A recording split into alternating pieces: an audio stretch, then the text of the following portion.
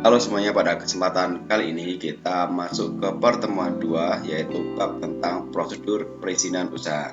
Nah, pada kesempatan kali ini saya akan menjelaskan kepada kalian yaitu jenis dokumen dan juga bagaimana analisis dampak lingkungan atau AMDAL. Nah, sebelum kalian menyimak video ini, jangan lupa untuk selalu like, comment, share, dan klik tombol subscribe serta klik tombol loncengnya. Nah, marilah kita simak video lengkapnya berikut ini.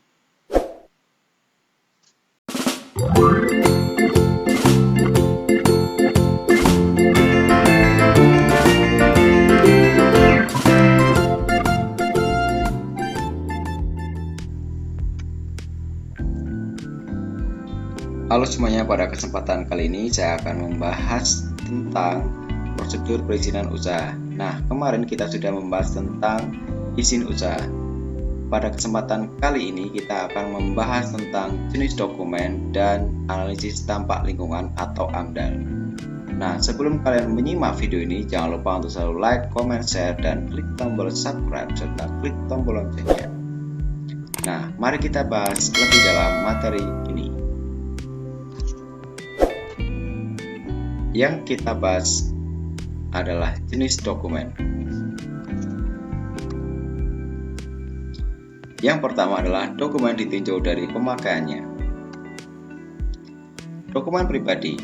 Dokumen pribadi merupakan surat-surat berharga yang dapat dipakai sebagai alat pembuktian peristiwa penting yang terjadi pada seseorang. Contohnya adalah akta kelahiran, ijazah, piagam, KTP, SIM, dan surat nikah.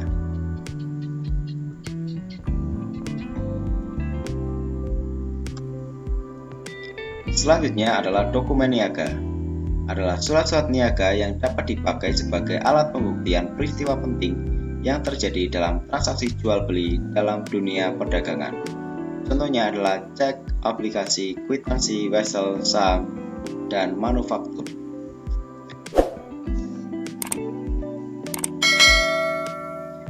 Contohnya cek, aplikasi, kwitansi, wesel, saham, dan faktur.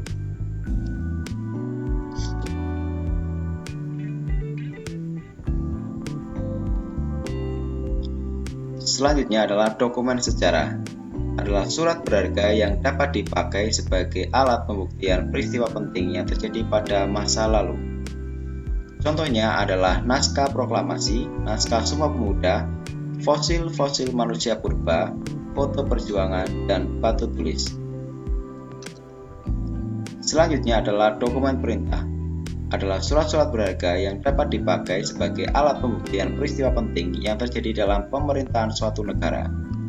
Contohnya adalah Undang-Undang Dasar tahun 1945, Undang-Undang, Peraturan Pemerintah, Keputusan Presiden, Keputusan Menteri, Peraturan Daerah, dan Naskah Kerja Sama Antar Negara. Yang kedua adalah dokumen ditinjau dari nilai kegunaannya. Yang pertama adalah nilai penerangan. Merupakan surat-surat berharga yang dapat digunakan sebagai alat pembuktian dalam memberikan informasi kepada masyarakat. Nilai perdagangan merupakan surat-surat berharga yang dipakai sebagai alat pembuktian dalam transaksi jual beli dalam dunia perdagangan.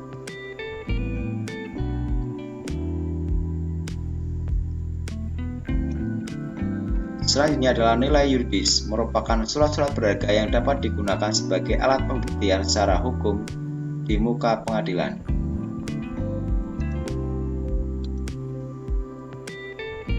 Selanjutnya adalah nilai historis, adalah surat-surat berharga yang dapat dijadikan alat pembuktian peristiwa penting yang terjadi pada masa lalu. Yang ketiga adalah dokumen ditinjau dari sumbernya. Dokumen yang bersumber dari pemerintah, misalnya adalah undang-undang, peraturan pemerintah, keputusan, surat keterangan yang dikeluarkan pemerintah. Dokumen yang bersumber dari swasta yang memiliki kekuatan hukum, misalnya adalah akta notaris, visum dokter.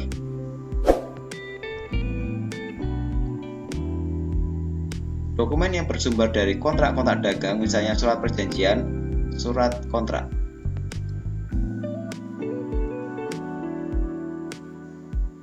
Nah, ini adalah contoh dari surat perjanjian sewa tanah.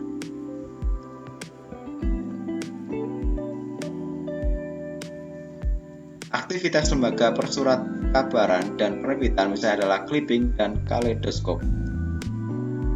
Perseorangan misalnya adalah koleksi keramik Adam Malik. 4. Dokumen ditinjau dari fungsinya. Yang pertama adalah dokumen dinamis, adalah dokumen yang dapat dipakai secara langsung dalam proses penyelesaian pekerjaan kantor. Dokumen dinamis dapat dibedakan atas dokumen aktif, dokumen semi-aktif, dan dokumen inaktif. Nah, contohnya adalah seperti gambar di layar samping. Dokumen statis adalah dokumen yang tidak dipergunakan secara langsung dalam pekerjaan kantor. Nah, ini adalah contohnya. Yang kelima adalah dokumen ditinjau dari penelitiannya. Yang pertama adalah dokumen primer, adalah dokumen yang berisi informasi penelitian langsung dari sumbernya. Misalnya adalah paten penelitian, laporan, disertasi, dan kertas kerja. Nah, ini adalah contoh dari disertasi.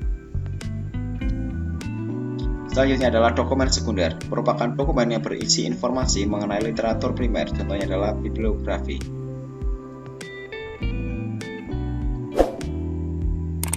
Selanjutnya adalah dokumen tersier, adalah dokumen yang berisikan informasi yang mengenai literatur sekunder, contohnya adalah buku teks, buku panduan literatur.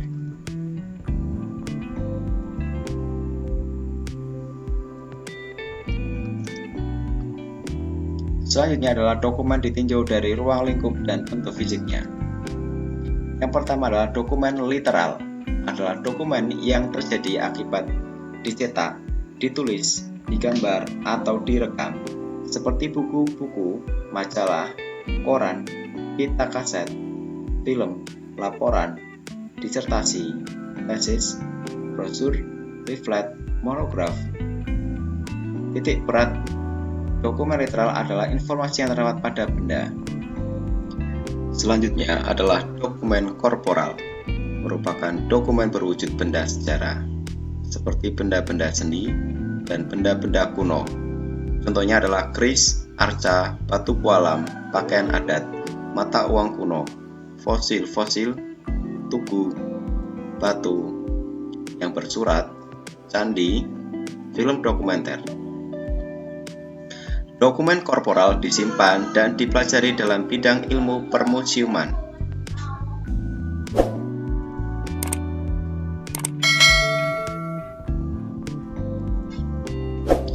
Yang selanjutnya adalah dokumen privat. Adalah dokumen yang berwujud surat menyurat atau arsip. Bidang penyimpanan surat menyurat dipelajari dalam ilmu kearsipan. Contohnya adalah dokumen sejarah seperti UUD 1945, teks Pancasila, teks proklamasi, Sumpah Pemuda, dokumen niaga, dokumen pribadi.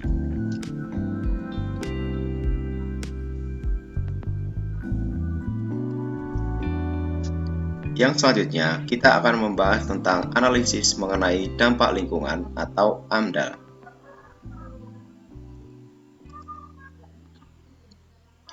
Pengertian dari AMDAL.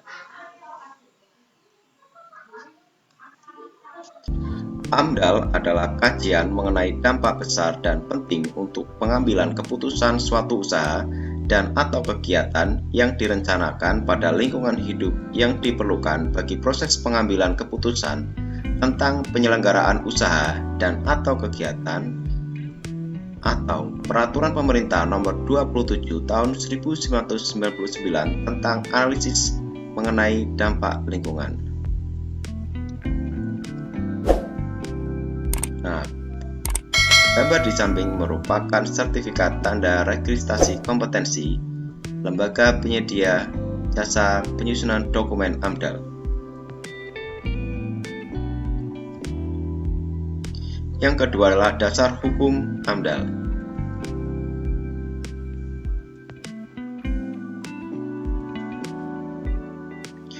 Yang pertama adalah Undang-Undang Nomor 32 Tahun 2009 tentang Perlindungan dan Pengelolaan Lingkungan Hidup. Kemudian Peraturan Menteri Negara Lingkungan Hidup Nomor 8 Tahun 2006 tentang Pedoman Penyusunan Analisis mengenai Dampak Lingkungan Hidup. Selanjutnya adalah Peraturan Menteri Negara Lingkungan Hidup Nomor 3 Tahun 2010 tentang baku mutu air limbah bagi kawasan industri. Dan beberapa peraturan menteri yang lainnya.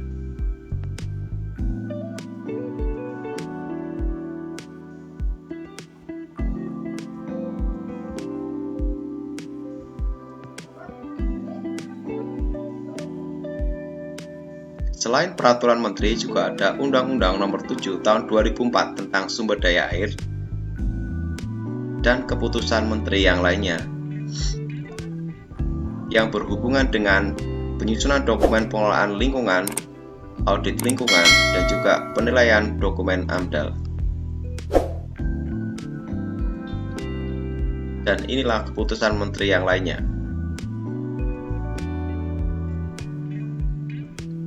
Yang ketiga adalah kegunaan AMDAL. Bahan bagi perencanaan pembangunan wilayah. Yang kedua, membantu proses pengambilan keputusan tentang kelayakan lingkungan hidup dan rencana usaha atau kegiatan. Yang ketiga adalah memberikan masukan untuk penyusunan desain, rinci teknis dari rencana usaha dan atau kegiatan.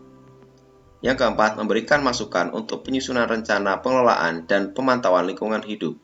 Dan yang terakhir adalah memberi informasi bagi masyarakat atas dampak yang ditimbulkan dari suatu rencana usaha dan atau kegiatan. Yang keempat adalah dokumen pengurusan AMDAL. Yang perlu diperhatikan di sini adalah fotokopi NPWP, PDP, KTP wirausaha, akta pendirian perusahaan situ, dan dana lokasi perusahaan yang dapat menimbulkan dampak terhadap lingkungan. Nah, demikianlah yang bisa saya sampaikan untuk materi kali ini. Jangan lupa untuk selalu like, comment, share, dan klik tombol subscribe serta klik tombol loncengnya. Terima kasih.